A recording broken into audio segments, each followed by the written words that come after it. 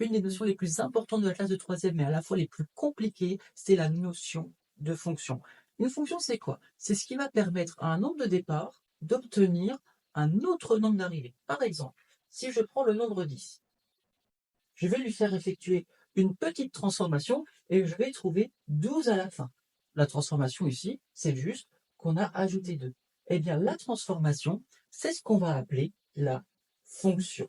C'est-à-dire que l'on prend un nombre au départ, on lui fait subir une transformation et on obtient un autre nombre à l'arrivée.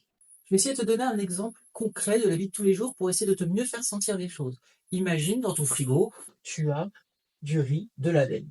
Il est froid puisqu'il était dans le frigo. Sauf que nous, on ne veut pas manger du riz froid, on va vouloir manger du riz chaud. Donc pour cela, qu'est-ce qu'on va faire? On va le faire chauffer. Et pour le faire chauffer, on va le mettre au micro-ondes. Eh bien, notre micro-ondes, qui nous permet d'obtenir du riz chaud, c'est ce qu'on va appeler la fonction.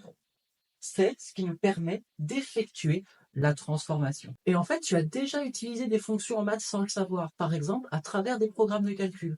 On nous demande de choisir un nombre, on lui fait effectuer quelques transformations, et à la fin, on obtient un autre nombre. C'est exactement le même principe. Par exemple, ici, si je prends comme nombre de départ 5, je vais le multiplier par 3, ça va me donner 15.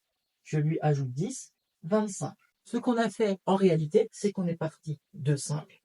On lui a fait subir la transformation qu'on appelle fonction, que je vais noter f. Et à la fin, le nombre que j'ai obtenu, c'est 25. Voilà ce qu'est une fonction. Un nombre au départ, une transformation qui nous permet d'obtenir un nombre à l'arrivée. Attention, ce nombre, il n'y en a qu'un seul qui arrivera à l'arrivée. Et en mathématiques, les fonctions ont une notation un peu particulière. Si on suppose que ma fonction ici, elle s'appelle f. Ma fonction, ici, c'est mon programme de calcul. En fait, mon f, c'est tout ça. Eh bien, qu'est-ce qu'on a fait? On a pris 5. Je lui ai fait subir la transformation, c'est-à-dire que f a agi sur mon nombre de départ qui est 5, et à la fin, j'ai obtenu 25.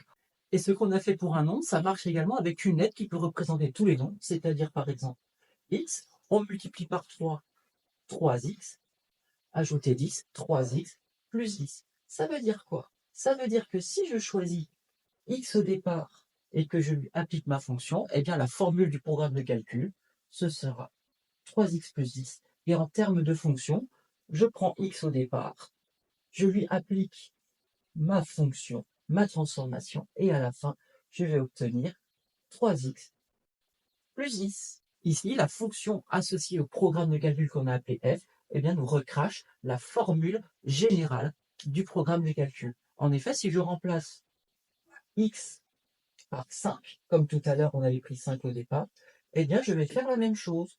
Je vais remplacer x par 5, 3x c'est 3 fois x, donc 3 fois 5 si je remplace, et on retrouve notre 25 de tout à l'heure, f de 5, qui est égal à 25.